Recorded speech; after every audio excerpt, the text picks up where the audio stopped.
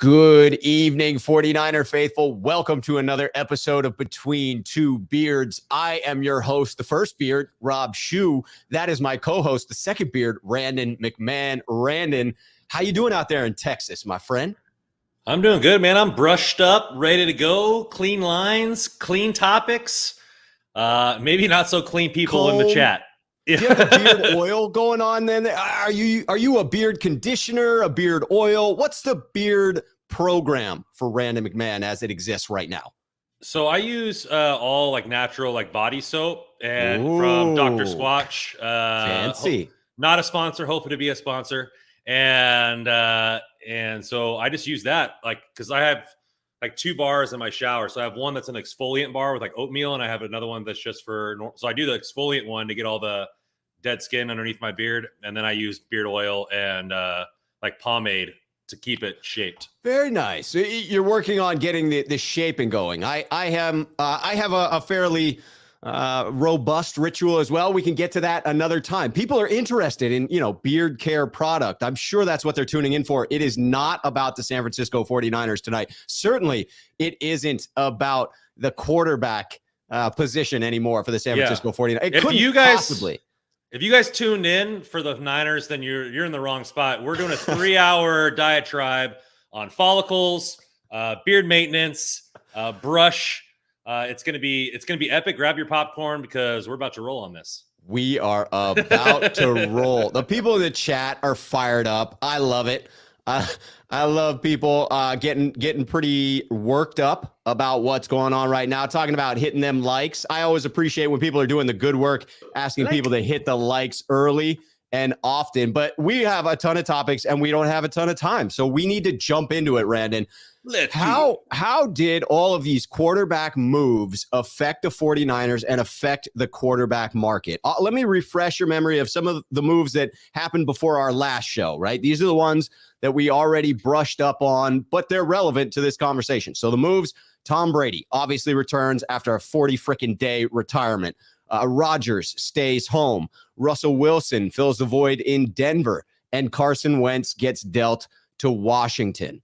That is what had happened prior to our last program.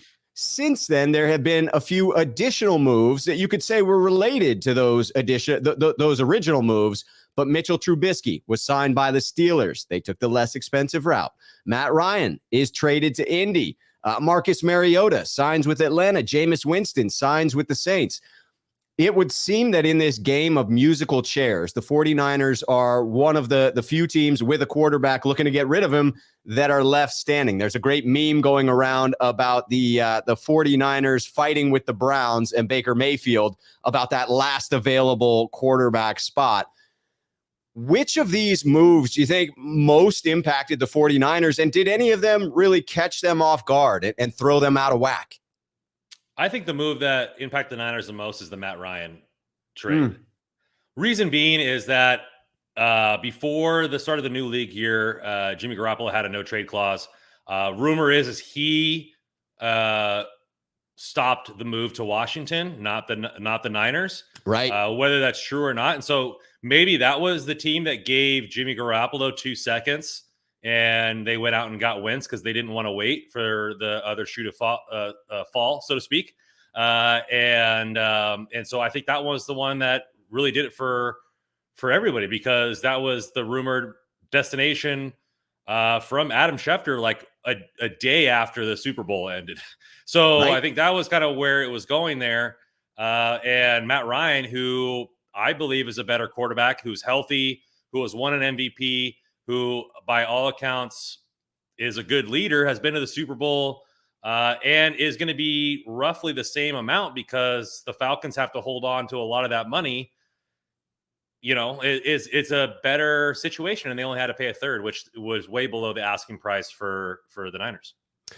That is wild. And I think that to me was the final domino that really caught the 49ers off guard. But if I'm going to go back a little bit and retrace the steps, I really think it was the Brady move that threw them off, because I think it was Tom Brady returning that created one fewer landing spots for everybody, right? This would have played out significantly differently if there had been multiple teams in the race for Matt Ryan, if there had been, multiple teams in the race for Jimmy at the end, instead of feeling like it's the Carolina Panthers and maybe nobody else. So I agree that the Matt Ryan, the fact that he was removed from his starting position by the Deshaun Watson flirtation that occurred was totally unexpected. But I do think it was the Brady move that started off this chain reaction. And I think that caught everybody off guard. And then the market began to move at a much faster pace than I think everyone in the NFL, specifically the 49ers, predicted that it would. And all these quarterbacks found homes except for Jimmy Garoppolo. Yeah. First off, I want to say, hi to everybody in the chat. I know people say hi in the beginning. We don't get to all your questions there. And then Aspra, I am tired of talking about Jimmy as well, but that's what we have to do at this time. Getting to that question.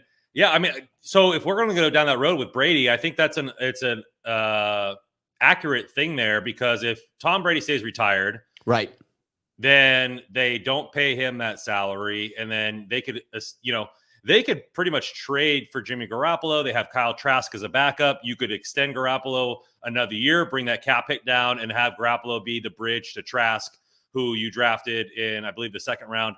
So, have that moving forward. There's similar pocket passing quarterbacks and all that kind of stuff like that. So, it's far as then you're really only on the hook for the signing bonus and the guaranteed money from Brady's original deal. And all those, the cap hits get pushed down. So him coming back out of retirement kind of forced their hand into that. Not like they wouldn't like Tom Brady over Jimmy Garoppolo, but yeah, that was just another destination that was gone. And you could, because the Bucs are built to win now. That's right. They have the defense there. They have the wide receivers. And I think all you would have needed is that one piece.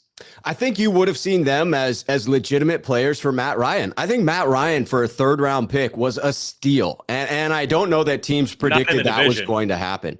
What's that?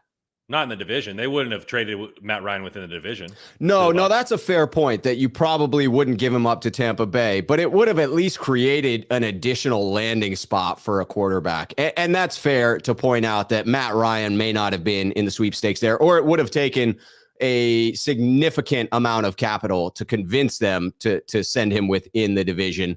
But you would think it would have opened up that destination for a couple of the other quarterbacks as well. Yeah. I mean, maybe they consider Jimmy, maybe they consider Carson Wentz.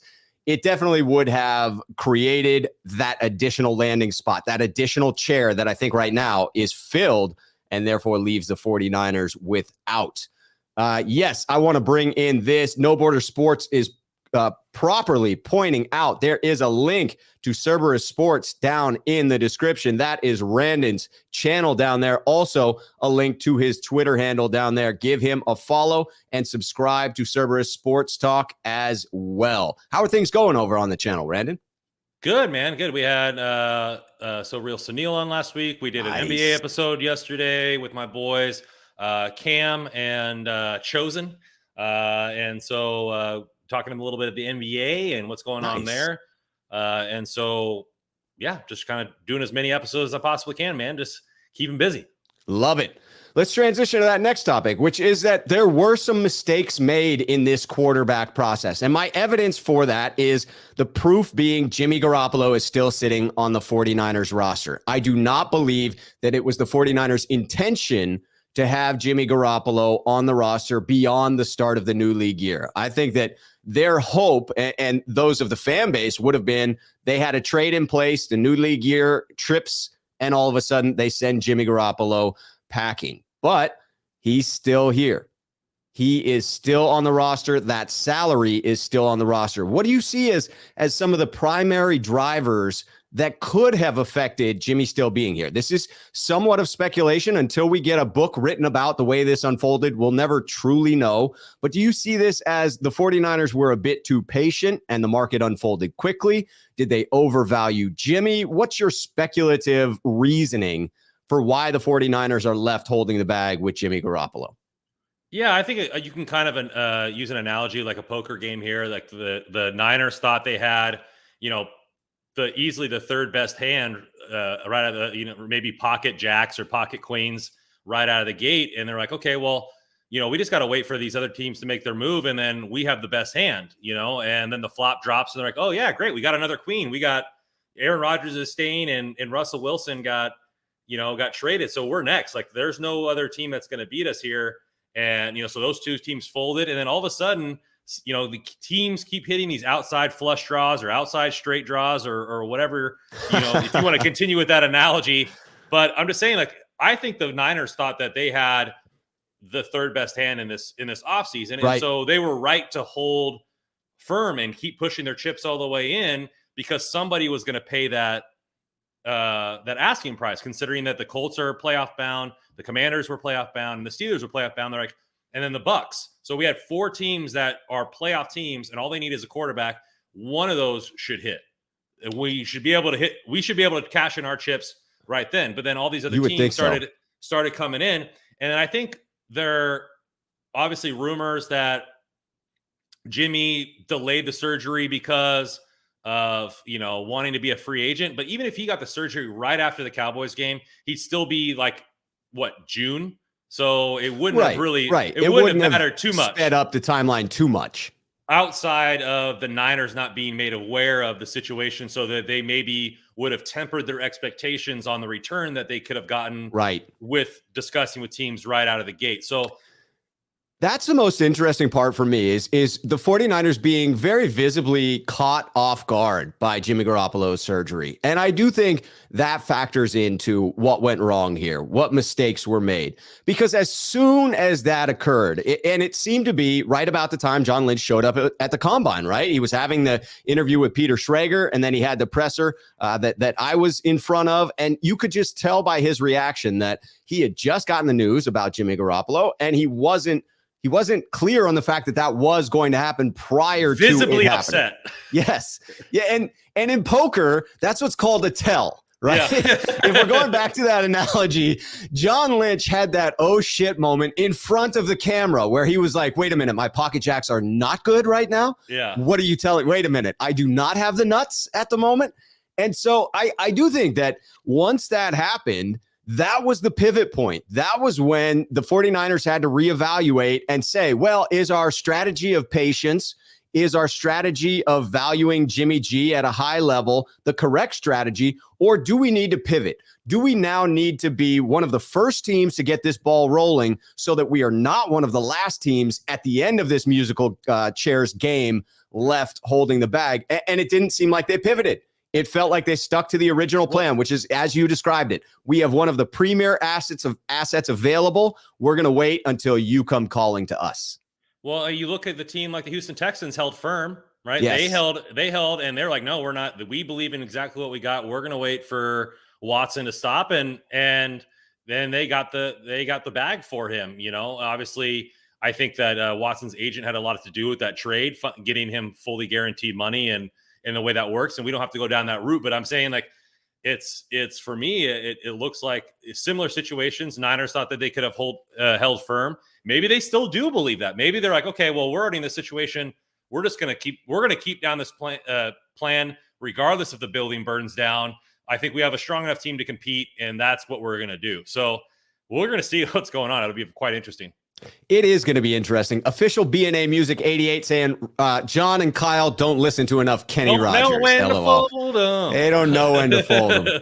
I busted into chorus the other night on the show. It was pretty epic. Let me tell you. Admin honors, keeping the poker analogy going. Niners are like an 8-5 offsuit going all in.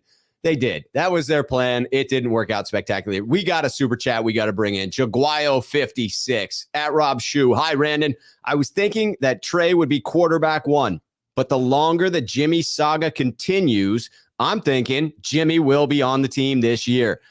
Man, this is a tough one because I have to start by acknowledging it is a distinct possibility that Jimmy Garoppolo could remain on the San Francisco 49ers into the 2022 season, certainly for a little while longer at a bare minimum. But I have to acknowledge it's possible he is on the team when we start playing games that matter. However, I will say that I do not believe that's likely. I don't think it's even likely that he ever practices again for the 49ers because I think there's too much of an injury risk that carries for the Niners. I don't think they'll have that much of a stomach for it.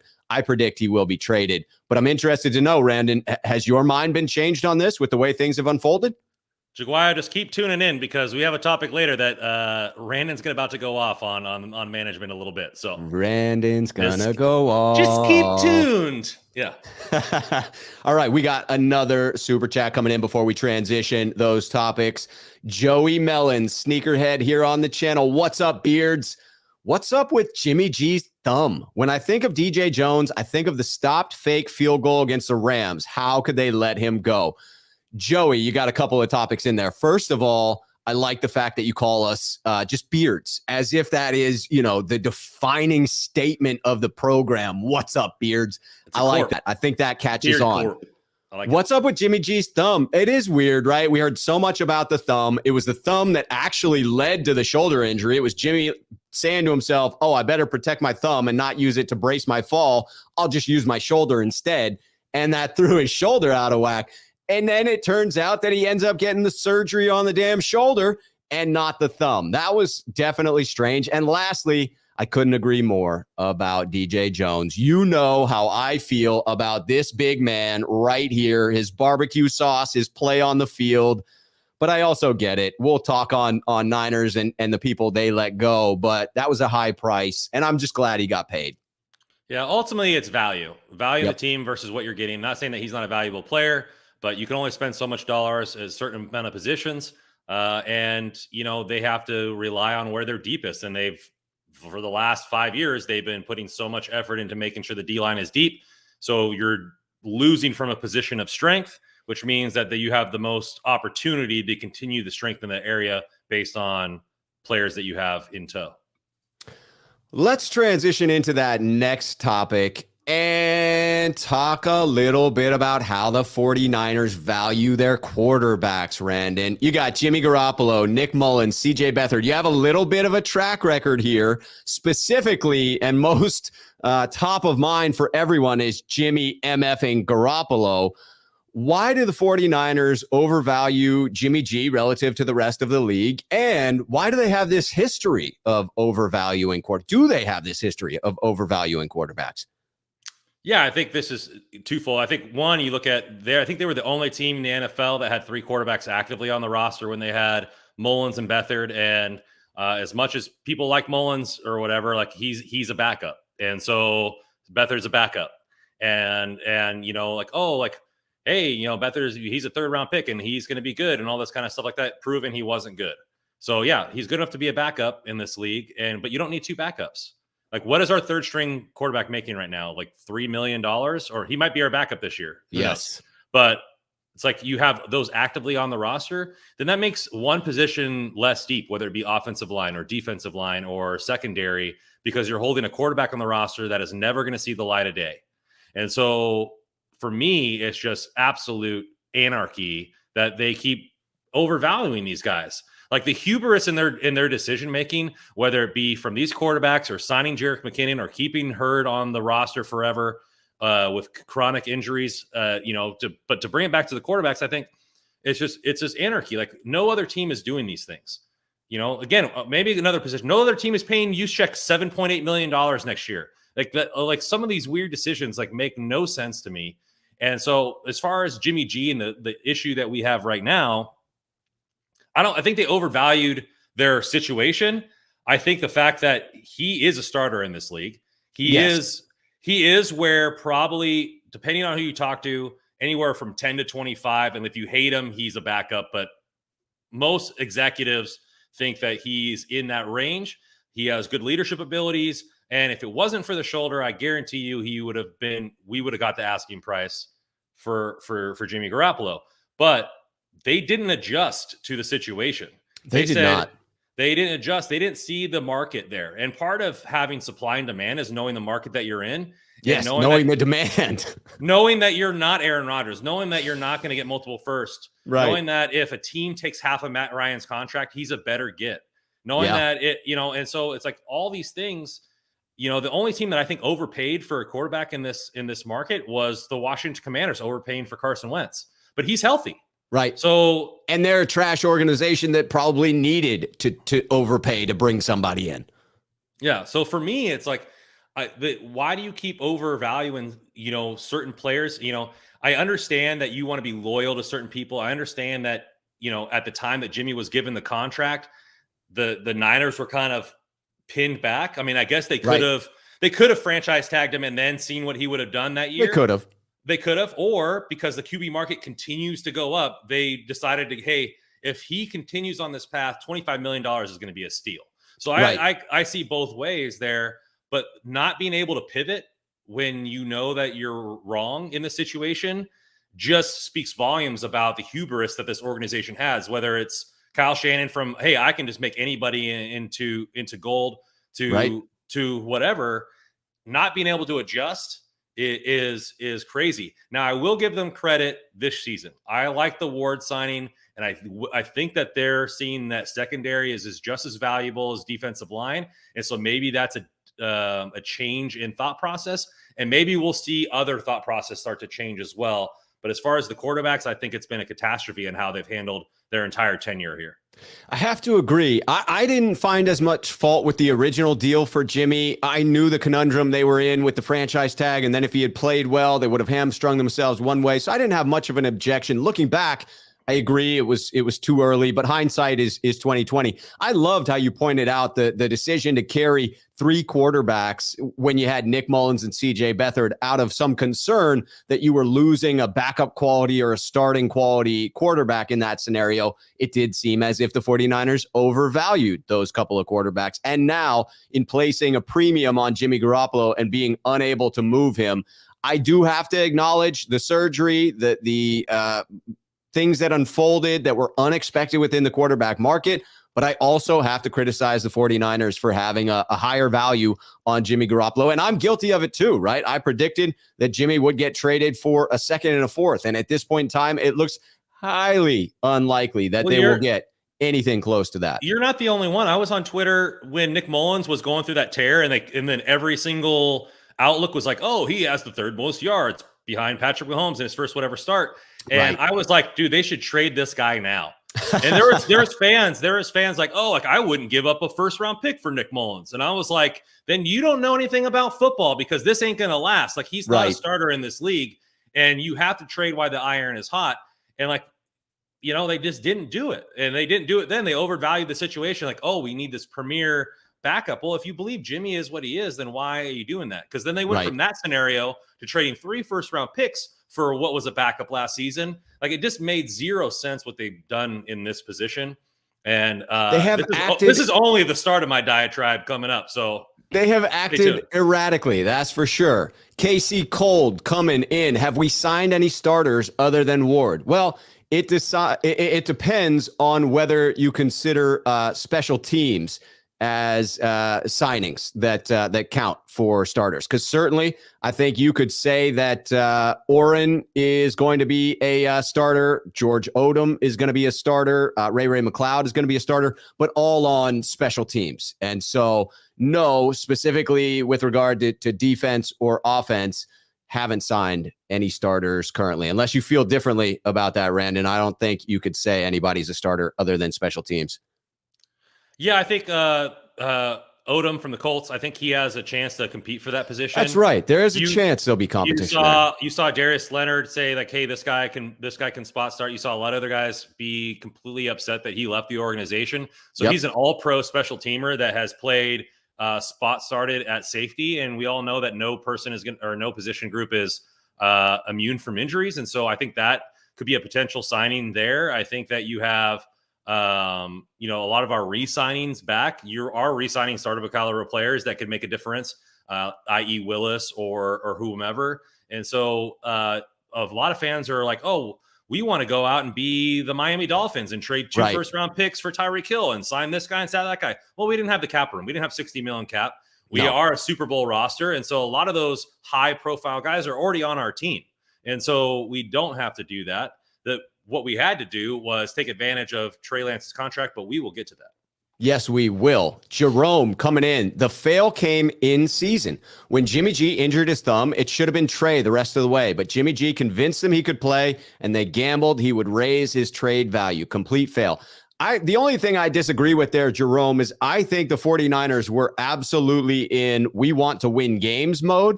And so I believe that decision was made with the belief that Jimmy Garoppolo gave them the better chance to win. I do think that once you were in game, then you were probably looking at a scenario where it was like, well, we started with Jimmy. We're going to finish with Jimmy. I thought they did the same thing with Trent Williams in the NFC Championship game.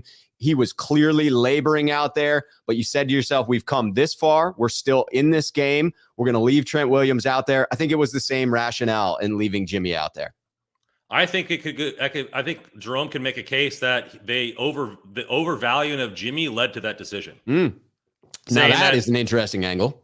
So overvaluing Jimmy and his trade value and what they could get to continue down this path laid by their hubris made that decision more than who was the better quarterback at that time. A guy who could barely even hold the football, who was supposed to be out for 6 weeks, is better than the guy that you spent a number 3 overall pick, who just torched the Houston Texans for the most air yards ever by a quarterback in the last 4 years. Like, you're telling me that is the decision you made based on pure talent, or was keeping his draft stock up because he did play good in the previous 8 weeks more important than winning a Super Bowl? Or they thought, hey, Shanahan thought, hey, I could do both. I can get trade value and win with Jimmy G.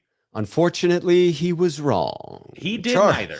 Charles Thurman, one of the sneakerheads on the channel, coming in at Rob. Trade Jimmy and 2 late rounders for DK Metcalf so that Bosa can tee off on Jimmy. As much as I love the idea of Bosa getting after Jimmy, not for Jimmy's sake. I don't love that for Jimmy. I don't think Jimmy would love that. But for the beating Seattle's sake, I would love it. I just don't see any way. I'm sure you're joking, Charles, but I don't see any way Seattle would entertain this. Not for DK Metcalf. I mean, he could get, based on what Tyreek Hill just got, and DK Metcalf is making $4 million this year, and then his, he would not a 5th-year option, so he'll need an extension. Obviously we wouldn't be able to pay him, so it'd probably be Jimmy, our second, and a second next year, or a second next year for DK or something along those lines. But I don't think Seattle would trade within the division. They're a prime player. I think the Niners should trade to Seattle if they call for Jimmy, because absolutely there's nobody left. Yeah, you can't allow in the division, out of the division to get in the way. I mean, you saw Donovan McNabb get traded within the division. And quite frankly, even where he was at the tail end of his career, I think it's fair to have an argument about who was better at that point, Jimmy now or Donovan when he got traded to the Redskins. I'd say pretty comparable, within a couple of slots as far as best quarterbacks in the league right there. If you were the Chiefs, would you flip the picks that you just got for Tyreek Hill to go get DK or Tyler Lockett? Yes, I would. Yeah. Yes, I would. Ellis 10, sneakerhead here on the channel, just coming in to do good and drop off a little something, and I appreciate it. Cheddar. Little something. All right, that was weird. Let's get into off-season disappointment. I saw this is all over Twitter, right?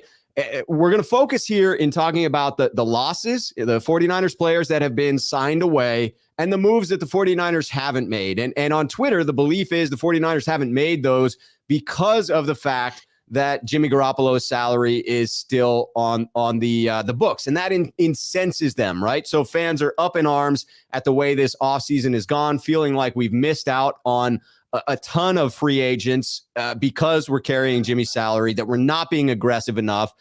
And I've got to say that I don't find myself in that camp. When I look at the offseason so far, I'm only mildly disappointed. And that's only in a couple of moves. And it's only in a couple of the guys that we let go.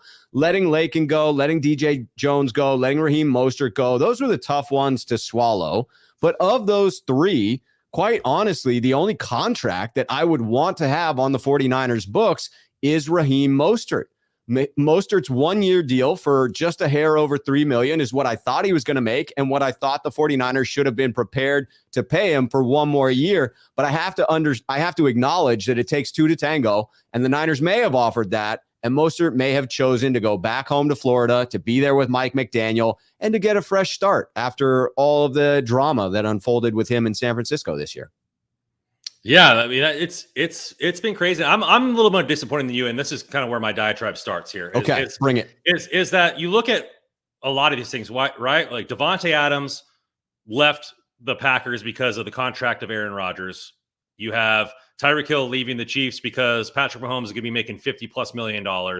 And so the most prized asset in football is the quarterback, which is the most important position on a rookie deal. We've already squandered 1 year of that. Yes. And so right now it looks like they're going to squander 2 because you still have $27 million for Jimmy. Now, I've already said that Jimmy on the team hasn't squandered them from making moves because you can restructure deals and do all this kind of stuff. So I think that they would have made, if a player was there that they really wanted, they would have made it. But if Jimmy was off the roster, it would have made it easier to make multiple moves going forward. No doubt. Also, then it was a giant signal to Trey Lance, like, dude, you the dog this year. Like, you better take this offseason seriously, and not that he's not. And you're better ready to come to camp and take the reins. It also signals to the rest of the league, like, hey, they have an opportunity to stack this roster, and I can go win a ring there. Like, you could have gotten Allen Robinson. You could have gotten Chandler Jones. You could have gotten all these guys chasing a ring, trying to be a part of a better situation because Jimmy is gone. To a higher extent. And so for me, not putting Trey in the best situation to win, you have lack of depth at the defensive or offensive line. And like you look at quarterbacks like Russell Wilson, who lead the league or top 10 in sacks every single season. You're going to have to depend on Trey being really athletic and making all the right moves, making all the right plays just to be competitive, when you could have made it easier on him by making sure that offensive line was deep, making sure that we had more than 4 wide receivers on the roster at this point. And so all those things like tally up to me that you're not putting Trey's best interest at heart. And that's where the disappointment lies with me, not who they signed, because I think special teams need to get better because it was god awful. I like that they invested in secondary. I like that they made re-signed Willis because he's a freak. I like a lot of the moves that they've made, but the lack of making one move has made it so that there's so much in question now, and you're not putting the interest of your so-called franchise quarterback above all these others' decisions. And that's where I have the biggest disappointment. I think you're onto something, and I think it transitions pretty naturally into the question of setting Trey up for success, because I want you to be able to continue that rant, because I like what you're saying there. I think the 49ers, I agree, the 49ers could have sent a very clear signal to Trey Lance. You're the man. We're investing heavily in you. This is year 2 of your rookie deal. We want to take advantage of that. We want to be aggressive. And they didn't send that message, right? They didn't make those moves. I think that what they're doing right now, my argument would be that they're acting prudently, right? I saw in Buffalo when they took the big swing on trading for Diggs to bring him in. That was after Josh Allen's 2nd year there. So it was after they had sort of confirmed that Josh Allen had taken the next step as far as his accuracy was concerned. And so I believe the Niners have acted in a way, if I'm interpreting what their actions mean as a reflection on Trey, I believe they're acting as if they're a team that's not 100% positive what they have in Trey. And I would say, as far as that being prudent, that's not a totally unreasonable approach. It's not aggressive. It's not what I would like to see from a fan perspective. But from a business perspective, I can get it. They're saying to themselves, the foundation's there. 1 or 2 pieces could be added, to make this better, but we have the option of a midseason trade, or we can be aggressive next offseason. So if I were defending what the 49ers have done with Trey as a presumptive starter, that's what I would say. But I'm interested to hear more about how they're failing to set him up for that success. Yeah, I mean, I pretty much have said a lot of it there. It's just, for me, like, there's outside of Tom Brady, who has a wife making $400 million a year, or is worth $400 million because of her underwear line. Like, there's rookies are really the only people winning championships, because you can stack the roster so far in every other position to make that go on. You have Patrick Mahomes, you have Russell Wilson, you have Big Ben won his Super Bowl and his rookie deal. Like, and then the Eagles won with a backup quarterback because the rest of their roster and Carson Wentz was on his rookie deal. And so like you have all these other teams doing this. And the reason you move 3 first-round picks to go up and get Trey Lance is to take advantage of this opportunity. And so I think, one, Kyle and John were scared for their jobs. If they had another losing season in Trey Lance there, that's why they kept Jimmy G. Interesting. I think, two, the fact that now that they've made that decision, their hubris didn't allow them to adapt. And so they kept sticking to it no matter what was going on, whether it be the thumb and all this kind of stuff. And I'll give Jimmy all the props in the world, taking us from a sub 500 team, putting on a hell of a display for 6 or 7 weeks, and moving us forward back in the playoff situation. But ultimately, it should have been Trey's team from the beginning, in my opinion, because then you could have used his $27 million and rolled it over to this year if you wanted to. No doubt. And now you have his $27 million last year. You have his $27 million that would have been on the roster this year, and whatever extra cap. Like you're rolling into this off season with $65+ million. Like you could have gotten anybody else. You could have backed the Brinks truck up to any free agent that you wanted to, and made this team the perennial powerhouse for this division by setting this in motion last year. Yeah, I think that's fair. And I get people that have that stance. I personally wouldn't do it. I'm not a fan of attempting to rewrite history, and certainly not one where the 49ers ended up in the NFC Championship game. There were too many special moments from last season that I wouldn't trade in order to be a little further on in that. I'm not calling last season a failure. I'm not calling last season a failure. No. I'm just saying that this topic is setting a trade for success, and they haven't done that since they drafted him. It's very true. It's very true. I mean, they have not really committed to him in a way that builds confidence, right? If you're looking at it from a human perspective, if you're Trey Lance, they have not done the things that make you feel warm, snuggly, and secure in your quarterback role. And maybe that's how they want it. But it seems like if you've invested this much in a quarterback, he's going to be the starter. You should probably make him feel at home. All right. I can sense that it's time to move on because we got people like Timothy Smith coming in. What's good, Rob? Just riding it out.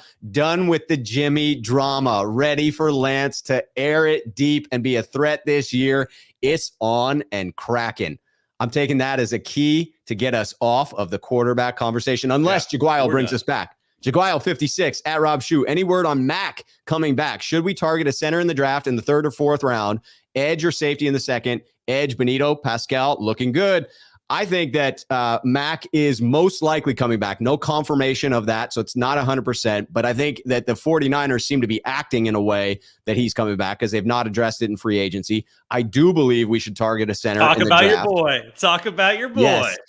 I'm going to bring up Cole Strange, but there are a couple other names that I would be comfortable with there as well. I think the 3rd round is the ideal round to find somebody who can compete at guard and then transition over to the center spot next year. I do believe that the 49ers attempt to address both the edge and the safety position.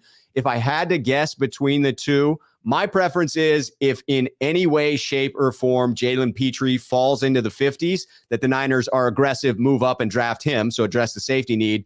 Other than that, I think the edge class is deeper and has more options. I love Nick Benito. I also love a couple of other guys that may be there, may be gone. So if I had to hedge it, I would say I think there's a slightly bigger chance the Niners go edge with that 2nd overall pick, the 2nd round pick, their 1st pick in the draft. The Niners are so deep, they got to go best player available. Like if a wide receiver falls to them, that's a 1st round talent. That's a fair point. You did take him, edge, safety, interior offensive lineman. To me, it doesn't matter. That the Niners are built to win. And when you do that, you have the advantageous position for not drafting for need. Well said, sir. All right, let's transition to that next non-quarterback topic, although it is related to. Wait, no, we are going back in time. Back in time, bringing back their own. This is the topic of the show. The 49ers made a couple of key signings here today in bringing back depth players. Dontae Johnson, lovingly known as the Barnacle because he is always here attached to the team at the hip. Jordan Willis, the man who blocked the punt in Green Bay that sent me into a state of, I don't know how to describe it, but madness running around Lambeau, acting a fool. And Jeff Wilson Jr., the man like Dexter who goes to that dark place when he's playing football. which of these moves stood out to you the most? Are you excited about all of them, Randon? Are these key depth signings? What's your view on these Niners that we brought back today? Yeah. It's like I like Willis the most. His profile of what I like about how they view defensive linemen, getting athletically built defensive linemen and relying on Kucerik to coach them up. Reminder that he was suspended for the first part of the season last year. That's right. PEDs, right? Yeah. So didn't really get to come in and hit the ground running. Took him a while to get acclimated. And then his position on the depth chart was probably a lot lower with them bringing in a Menahue and all that kind of stuff like that. So he'll have a fresh start this year. I think Dontae Johnson is the next best one for me because it's a veteran who has known the system, who is depth reliant, and he won't see the field unless we get multiple injuries. So I'm fine with that. And then I could care less about Jeff Wilson Jr., honestly. I know the fans already are saying that, but running backs are a dime a dozen. There was over 40 running backs in the draft this year that ran for over 1,000 yards, and he's been injury prone. And there's plenty of more opportunities there. If it were me, I would have let him walk and draft the running back in the 5th or 6th round to keep it cheap and go from there.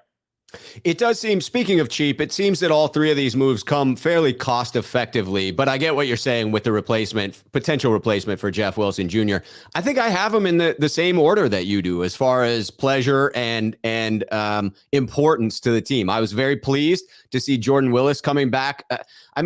Just his interview that didn't have to happen after the game because he didn't come to the podium after the Packer game because in his words, he missed it so that he didn't take away from other key contributors in that game. But that selflessness, the way Nick Bosa described him as a teammate, he just seemed to me to be the ideal defensive line candidate, to be someone that Chris Kosarik can continue to coach up. To your point that he came on strong in the second half of last year, and that was after missing time earlier in the season. So that to me is a very exciting one, very key depth piece for the 49ers along that defensive line, especially if they're unable to bring back Arden Key.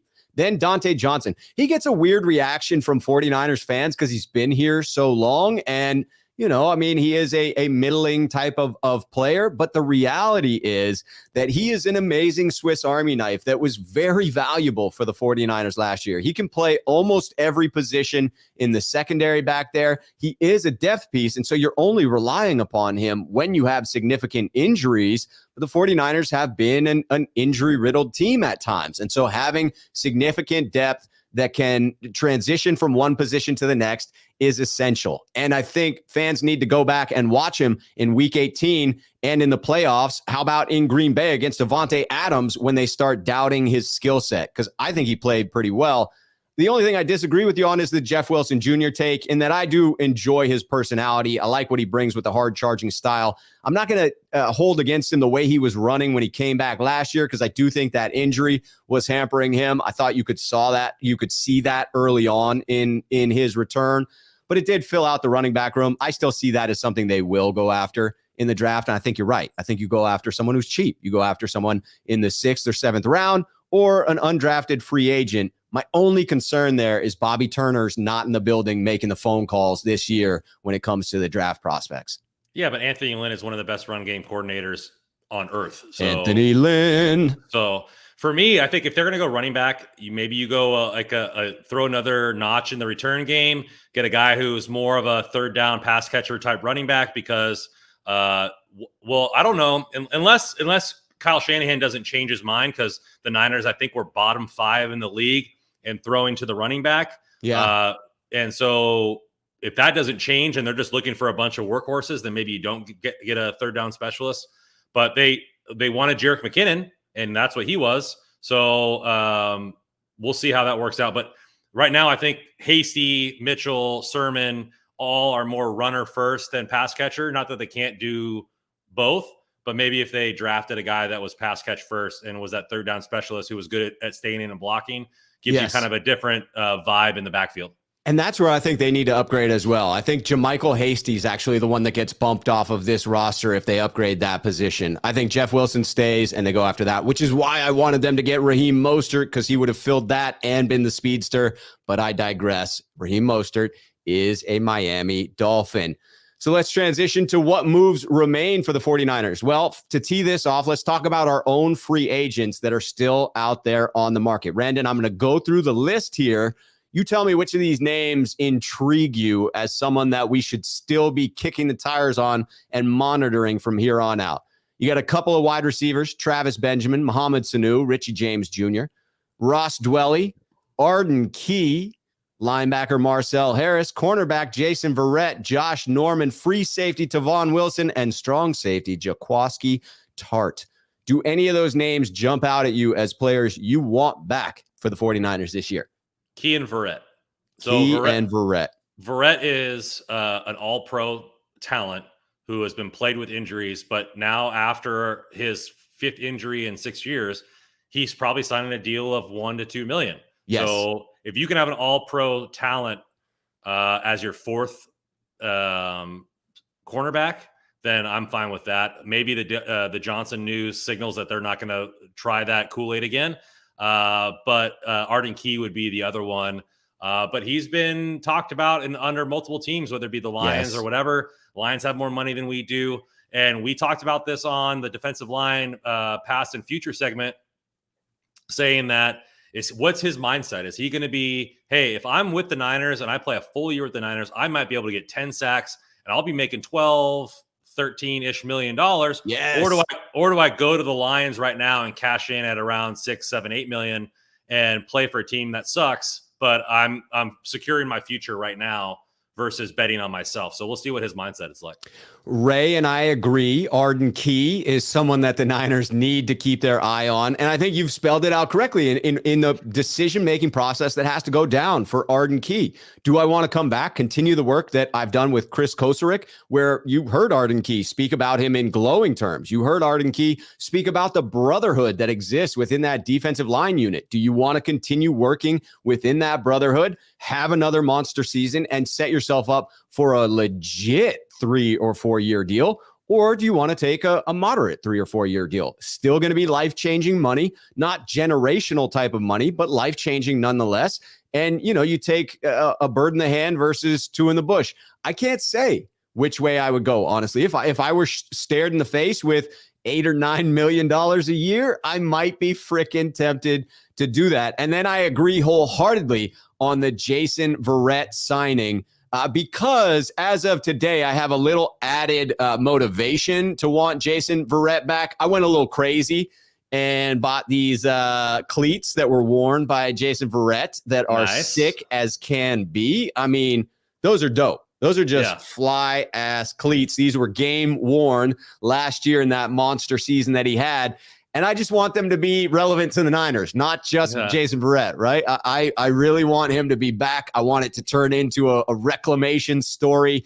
And then that cleat will be that much more special to me. But it's already pretty special. I'm already thrilled to add it to the collection. I like it. I like it a lot.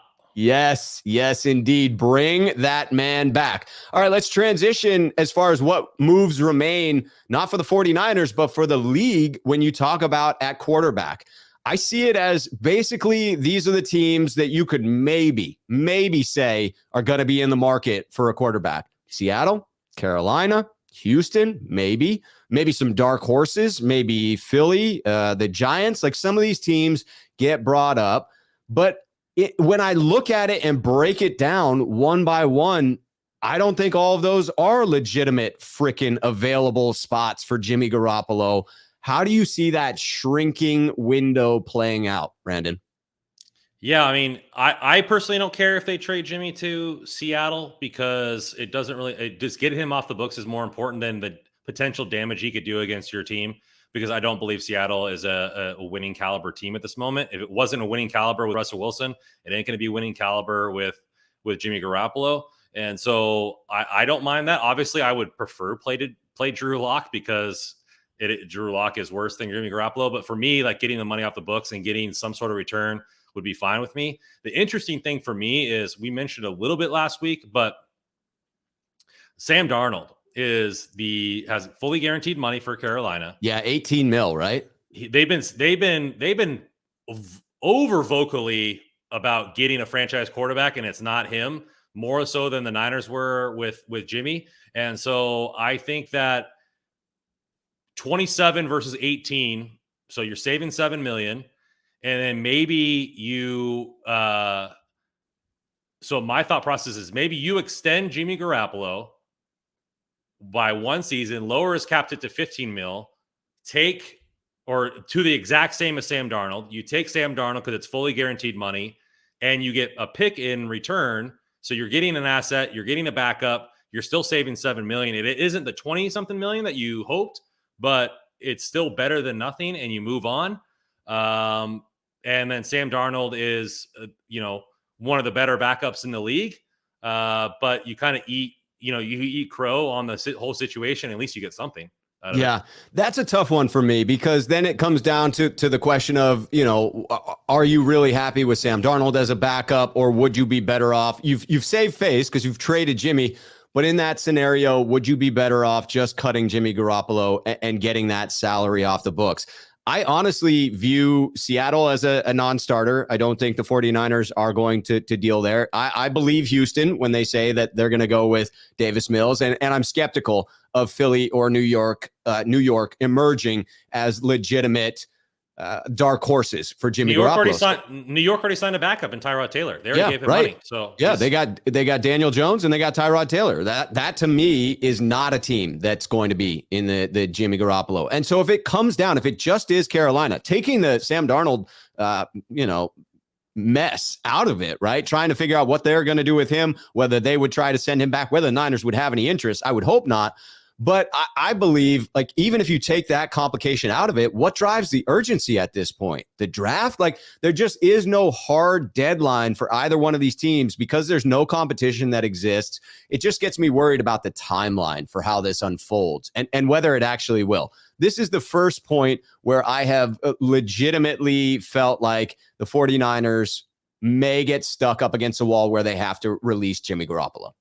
First round picks have a success rate of less than 50%. Right. So if you're talking about a third round or a fourth round, like the chance of him being successful just to save face for most fans, especially in this chat and on Twitter, it doesn't seem worth it.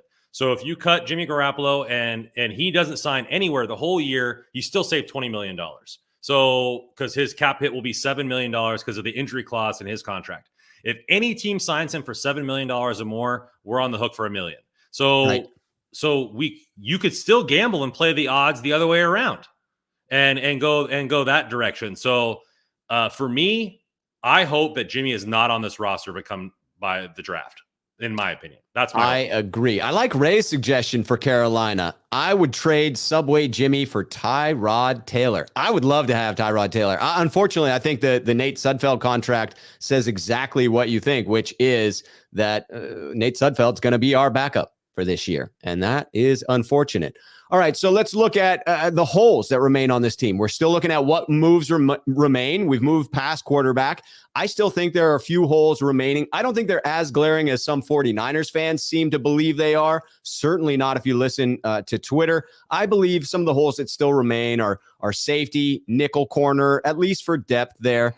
Edge rusher, offensive line, third down running back, a speed wide receiver, and potentially a slot wide receiver, although admittedly Ray McLeod may fill that role. He certainly did for the Steelers. How do you agree with those remaining holes? You think it's a concern? And should the Niners address some of them in free agency, or can they fill the vast majority of the remaining holes in the draft? The only one I disagree with is nickel, because I think we're fine there. I think if you look at Mosley played nickel early in his career. Right. So he slides inside. He slides in, and Ambry Thomas plays outside. And then Diamador Lenore is comfortable for you as a backup there? Yeah, as a backup nickel. And obviously Dontae Johnson as well. So you have a couple of backup options. The barnacle is always good in my book. So safety is a big one for me, because I don't mind open conflict in camp, or not conflict, but open competition. Yeah. Competition in camp. But I'd like open competition, and I'd like a guy with high upside to be a part of that competition. It doesn't seem like they have that on the roster, whether it be a second round pick, like you said, with Petrie, to where he comes in and he's in competition with all the other guys. And if he rises to the top and he has that high upside, that's what you want, because you want a player that can grow throughout the season and still be cheap. But I think offensive line is the critical depth piece that we're missing. And for everybody in the chat saying, "Oh, they're going to be a turnstile," well, we had a backup right tackle, we had a Brunskill who was garbage, and we were still rated in the top 5 to 10 most of the second half of the season with the secondary people in there. So it's not impossible with the stalwarts of Mack and Williams. Now, obviously, they lose Lincoln Tomlinson, so maybe that drops you off quite a bit, right? But it's not possible that they're going to be. I don't think they're going to be a bottom 10 offensive line. I think they'll still be around probably 7 to maybe at worst 15. But hopefully you see progression in Banks. Hopefully you maybe sign a veteran depth piece and have that there. But for me, those are the biggest needs is safety, because the defense is too good not to have a hole there, and then O-line. I tend to agree that those are big needs. And I see it as breaking out that the 49ers probably get a couple more value signings in free agency, but the vast majority of these holes, I think they will attempt to address with those 9 draft picks that they have available. And it is going to be hard for a rookie to make this team. No doubt about it. I wanted to bring in Big Jim just because I got delighted seeing it. LOL. My whole family watches Rob Schuh. You're on the big TV. I always like being on the big TV. I mean, I don't think I have the face for the big TV. Like, you put me on the surround sound, that's good. My voice coming through the surround sound, through the subwoofer. Sweet honey. It. Yeah, sweet Forget honey. about it. Yeah. Hello and welcome to Movie Phone. That is my standard line that shows off. Yes, I can do the voices. Big TV, you got to let me comb my hair first. At least let me comb my hair before we get into that. We have a super chat that we need to get to before we transition to that next topic. Jaguayo56 at Rob Schuh. If Jimmy leaves, who do you have confidence to win in meaningful games? If, God forbid, Trey gets hurt, confidence in Sudfeld? Is Tart gone? I'll start with the last question. I do think Tart is gone. Not officially yet. He hasn't signed with anybody else, but from what I hear, the interest just isn't there from the team or from Tart himself. I believe he will be gone if what I'm hearing is correct there. I don't think we have anyone that can, if Trey gets hurt, win. I do not have confidence in Nate Sudfeld. I don't think he's garbage or anything like that, but I do not believe that he's a starting caliber quarterback within the NFL. And I am amused by this idea that the San Francisco 49ers spent all last offseason convincing us how important the backup quarterback spot was to this team. And then in this offseason, their message is backup quarterback. You don't need to have a backup quarterback. That's a spot to save money. So, yes, I do think that's an area of concern. How about you, Randon? According to them, it's Trey Lance at this point. So, but no, to me, I could care less. Like, to me, take advantage of this rookie contract again. Like, I really do not care that they don't have a backup quarterback in there. If Mitch Wishnowski was paid to be the backup quarterback at this point, I still wouldn't care, because for me, it's all in on Trey all day and build that guy a roster and just pray he doesn't get hurt, because that's going to be the recipe for success. Amen to that. Quesadilla Thrilla just wants to see the mug. Cheers, Quesadilla Thrilla. I can't deny a request for the mug. Chris Royal coming in with the super chat. What's up, Rob? Me and the wife are possibly going to Las Vegas for the draft. Were you doing any gatherings while you're there so that we can link up? No, but that's a great idea. You have now sparked in my mind that maybe I'll put together a little something where we could have dinner at a spot, and anyone who's in town for the Niners can show up and we will hang out. So I will give some thought to that, Chris. I appreciate a sneakerhead soiree, if you will. Sneakerhead soiree. Look at that. That's fantastic, Randon. Please don't trademark that, because I am going to steal it. Already done. No, I was kidding. You're like, what do you think I'm doing in the background? So, yes, let's talk a little bit about some of the acquisitions that happened since the last time we were together. Oren Burks, who has a phenomenal blue-collar name. I mean, Oren Burks, that just is something out of an Orson Welles novel or something like that. He was a special teamer from the Packers. I do have to say, I think it is remarkable that we managed to find a stud from one of the only special teams units in the league that was worse than ours in 2021. But he is a stud. He was originally drafted in the 3rd round, the 88th overall pick. The Packers traded up to get him. They traded a 4th and a 5th to move into the 3rd to grab him. Right behind Warner, right? Not behind, but right behind Yeah, Warner, right pretty in much. that same neighborhood in 2018. And he climbed up because he had an impressive Senior Bowl, an impressive combine.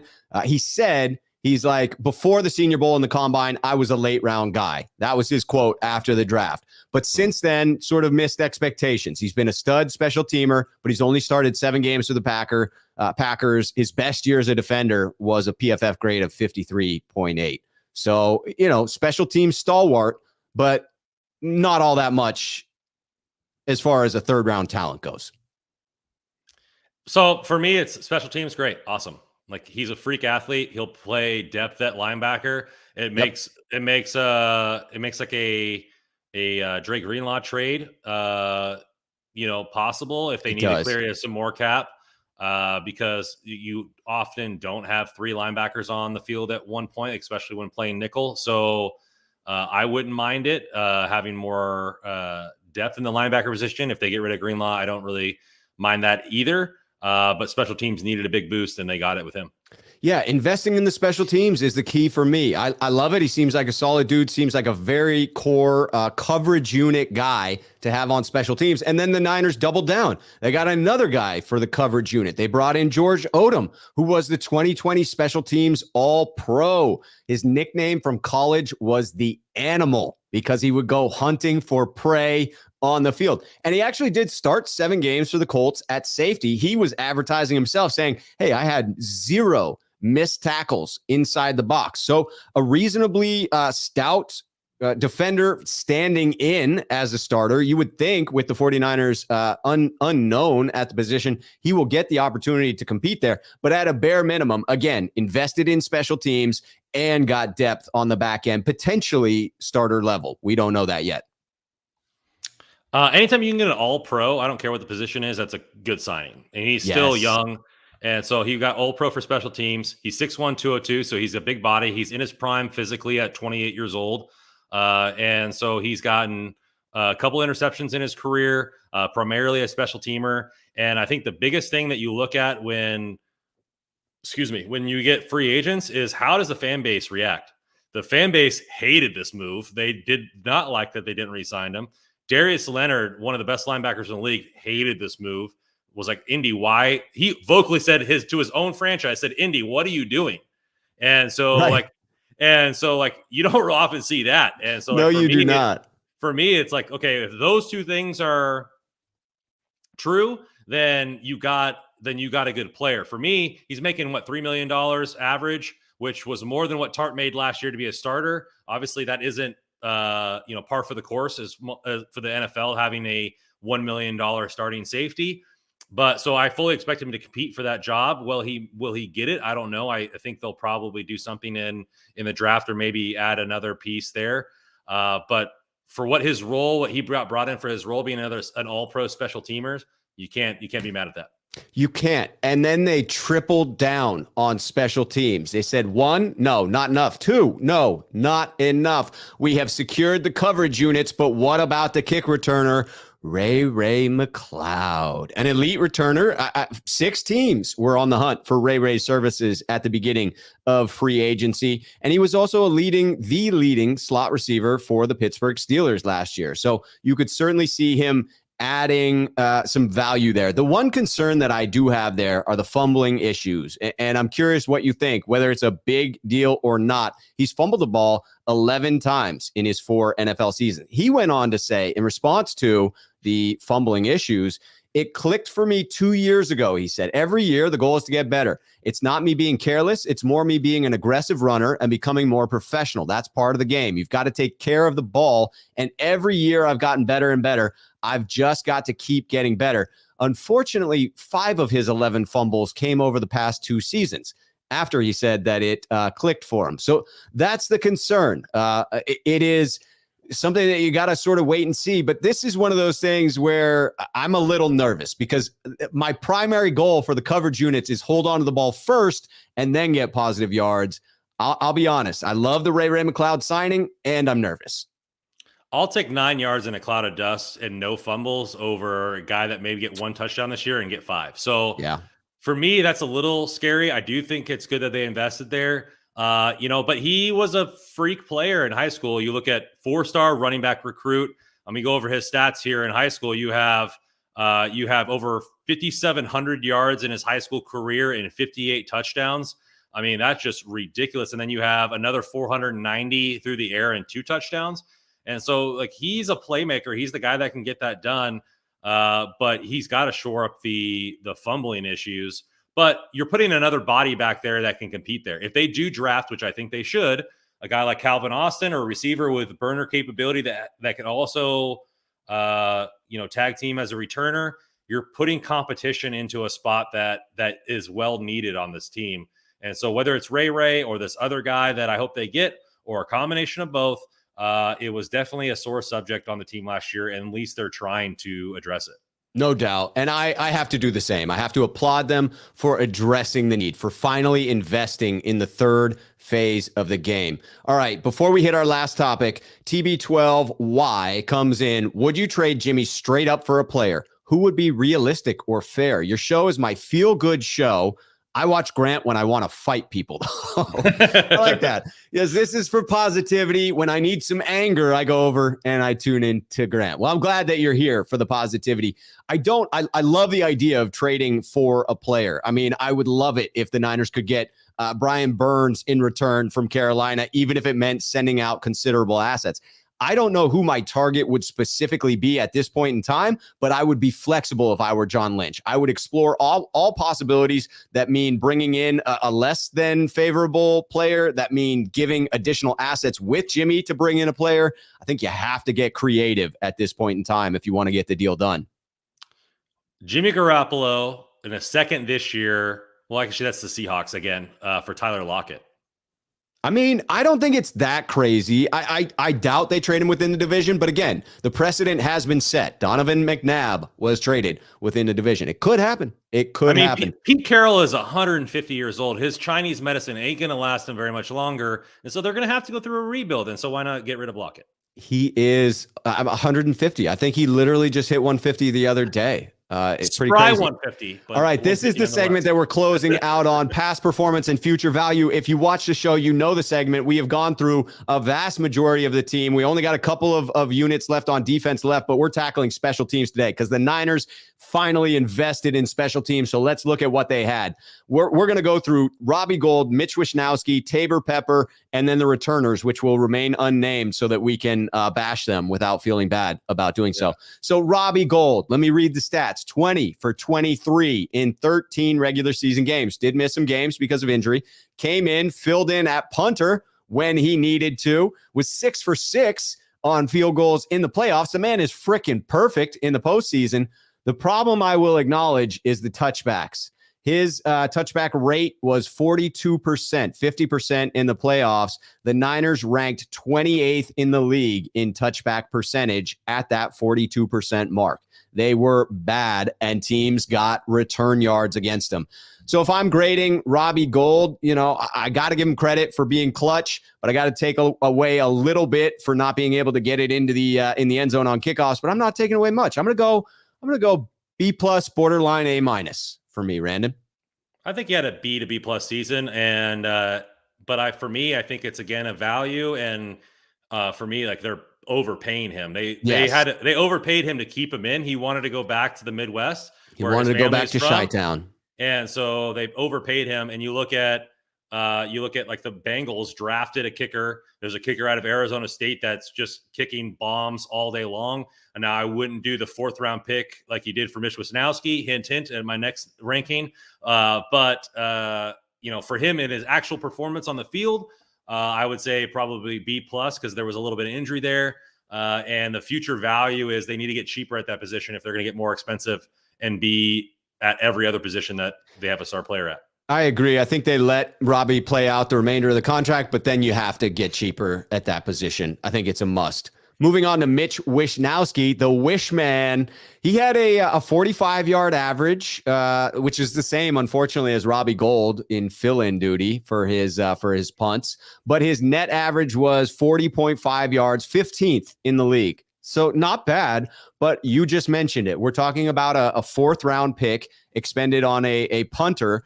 And that says something. You really want to be top 10 or top 5 in a lot of those metrics if you're going to pay a lot for a frickin' punter, and especially one who struggles with the touchback percentage. This last year, it dropped from 62% in 2020, which would be okay, which would be a reasonable touchback rate, down to 37 for Mitch Wishnowski. So a weaker leg than the far older Robbie Gold when it comes to kickoffs. I'm not a Mitch hater, but I do think that the 49ers need to upgrade at the position or get cheaper, one or the other. Either stay the same and get a lot cheaper or upgrade. And if I had to give a grade, I'm giving Mitch a C for this year. You saw the Rams get rid of arguably the best punter in the game for nothing. Hecker. So, I mean, yeah, it's an important position, but I mean, you're looking at every team only has one. They don't get paid very much. It just is what it is in this game. And so for me, it's like, one, a 4th-round pick was too high. 2, like the highlight of his career was in preseason when he laid that guy out against the Broncos, and you really haven't seen much since. I mean, I saw spurts this season. Now, I will give him credit. I did see spurts this season where there were multiple games in a row where all he did was coffin people and within 10 yards, back there. He did that quite a bit. Yes. I know that's his rugby style kicking, but what he's being asked to do, like you said, with the touchbacks and all those kinds of things, he's not doing those things as well. So that's why you kind of have to moderate the grade. I would say B-, C+, somewhere in that range, because I did think he did for a long period of the season do quite a bit of coffin kicks. I think that sets him up for success because our defense is so good. So he's having an advantage of when he's kicking the football. Yes. But the touchbacks kill us because the starting position for their offense is quite extravagant sometimes. Yeah, I would think you'd have to see a lot from Mitch this year in order to see the 49ers re-signing him. And he's over 30 already. Yeah, you would need a bounce back year, a strong bounce back year. All right, we will hit Tabor Pepper and the returners in one here, but we got one super chat to bring in first. Elvis coming in. Elvis is in the building. Why don't we trade Jimmy for Sam Darnold? Less money for the cap, better backup for Trey, and less of a transition if Kyle if Trey gets hurt. Thoughts? We talked about this a little bit earlier in the show, Elvis, but we'll hit it again here in that I don't think the 49ers would be very interested for this. You would save yourself approximately $7 million, but then the problem is now you have Nate Sudfeld with his guaranteed deal. That guaranteed deal to me does signify the 49ers plan to keep Nate Sudfeld as the backup. So now you're only saving $7 million by transitioning from Jimmy to Sam Darnold, and 2 of that $7 million is eaten up by the contract that you gave to Nate Sudfeld, even if you roll with him on the practice squad. So I don't see this as likely. I think that Carolina still is the target, but it's got to be for another player, and they have to deal with Sam Darnold on their own, whether that's as a backup or trading him elsewhere for peanuts. Yeah, I'm a fan of this versus not trading Jimmy at all. I think there's no controversy in the locker room if Sam Darnold's there. I think there will be controversy or perceived controversy with Jimmy Garoppolo there. And so for me, I think this, regardless of what it is, you get a pick plus Sam Darnold, you save $7 million. I think it's better than the keeping Jimmy Garoppolo outcome. Yeah. And that's fair. And so that's kind of where my thought process is. That makes sense. Ellis10 says, I miss Andy Lee. Yes, we do. After, Mitch not quite living up to that 4th-round grade. Well, let's close out on Tabor Pepper and the returners. I got to give the returners F. It just was brutal. We had to turn to Debo at some point, and clearly the Niners have addressed it by bringing in Ray McLeod, who hopefully will not fumble for the 49ers. Tabor Pepper, I like Tabor Pepper, and I have no reason to give him anything but an A. As far as I'm concerned, he was perfect when it comes to snaps, and he has elite social media skills. Do you have any reason to dispute that, Randon? No, I got no salt to bring to this pepper here. And so that was elite right there, Randon. So yeah, dude, he's hiking it, and that's all he really needs to do. And he's tweeting it. So A+ for me there. And then the return game has been flat out garbage. Hiking and tweeting. What else can you ask from a long snapper? Quesadilla Thrilla coming in with the super sticker. Much appreciated, Quesadilla Thrilla 71. All right. Hey, if you have not liked the video on your way out, hit the like button. If you haven't subscribed to the channel, why the hell not? Subscribe to that. If you're not subscribed to Randon's channel, the information is down below in the description of this video. You can find his Twitter handle. You can find the link to Cerberus Sports. So get on over there and subscribe and check out that content. As always, Randon, this was a fantastic episode, and we will get you out of here on time to get you onto that other podcast, good sir. Yeah, the Beards can't be beat, my friend. The Beards cannot be beat. Yeah, doing some hockey royalty stuff. We're talking with a guy that does advanced analytics. So if you guys like hockey and you guys want to come on, Hockey Royalty is the group there. So come on. Boom. Hockey Royalty. You heard it here. Yes, the Beards are undefeated. We will be back next week, same time, same bat channel. I will be back tomorrow at 5 p.m. with the Sneakerhead call-in show. Looking forward to it. Until then, ladies and gentlemen, cheers, Niner faithful.